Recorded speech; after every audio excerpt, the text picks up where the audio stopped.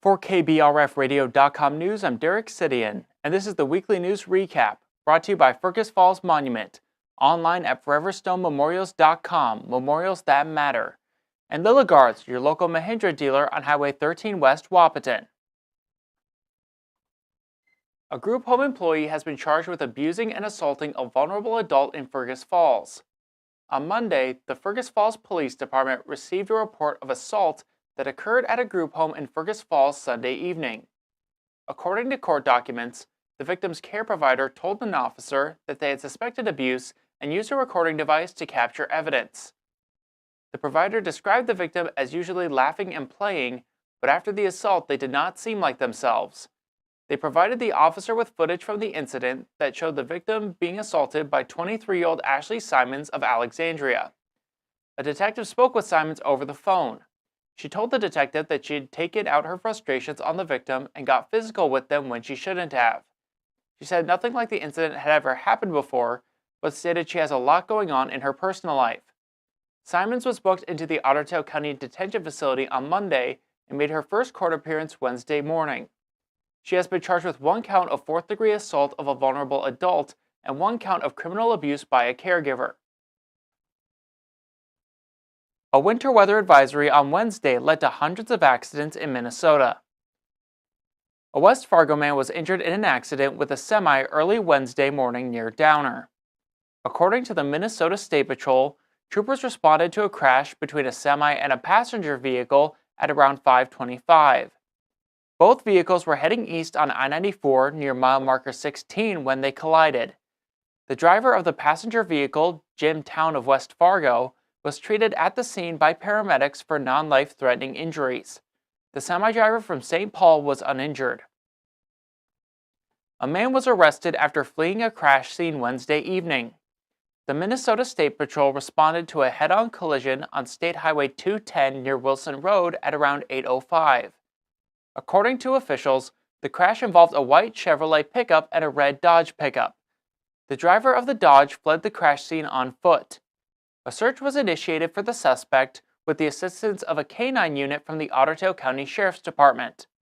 The fleeing suspect, a 44-year-old man from Underwood, was located in a bar not too far away from the scene.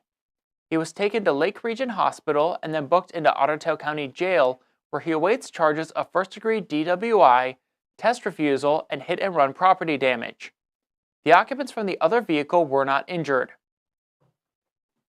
A jury began deliberating on a verdict today in a trial about human smuggling that led to the freezing deaths of a family of 4. The prosecution rested its case against Harshkumar Patel and Steve Shand in a federal courtroom in Fergus Falls yesterday. The defense chose not to call any witnesses, and both sides have now presented their closing arguments. Prosecutors accused the 2 defendants of being part of a human smuggling ring that illegally transported residents from India into the United States by having them walk across the northern border. 39-year-old Jagdish Patel died along with his wife Vaishali-ben, their 11-year-old daughter Viyangi, and their 3-year-old son Dharmeek. Patel is a common Indian surname, and the victims were not related to Harshkumar Patel. Canadian authorities found the Patels' frozen bodies on the morning of January 19, 2022. Jagdish Patel was holding Dharmeek, who was wrapped in a blanket. A Cass County Sheriff's deputy has resigned due to an investigation into his alleged criminal activity.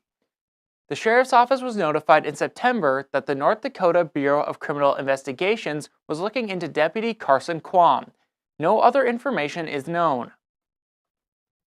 The Minnesota Association of Small Cities recently honored State Senator Jordan Rasmussen of Fergus Falls with its 2024 Legislative Champion Award for his exemplary work on behalf of small cities. Senator Rasmussen, who represents 45 small cities, was recognized for his dedication to addressing the unique challenges faced by these communities. One of his most significant accomplishments during the 2024 legislative session was his advocacy for emergency medical services funding.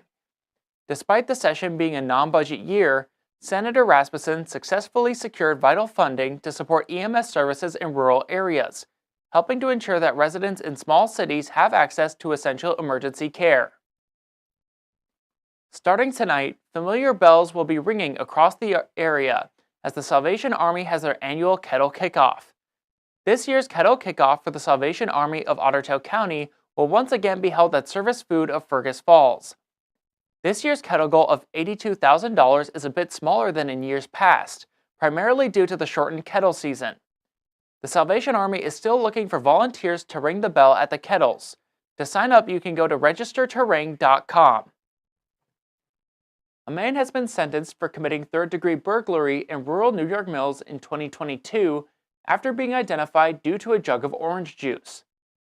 On August 5, 2022, the Ottertail County Sheriff's Department responded to a report of a burglary at a residence on State Highway 106, this following multiple reports of two suspicious men in the area. Multiple items were stolen, including a Ruger .22 caliber handgun and a jug of orange juice.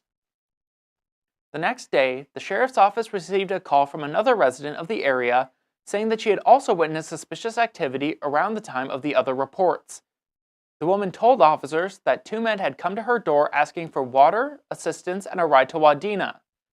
She claimed one of the men was carrying a jug of orange juice, and deputies were able to locate the cap of the jug at the witness' residence. When shown a lineup of photographs, the witness picked out 34-year-old Jordan Anko of Staples as the suspect with the jug of juice. A warrant was issued and Anko was arrested on August 26, 2022. On Monday, he was sentenced to 2 years at the Minnesota Correctional Facility in St. Cloud.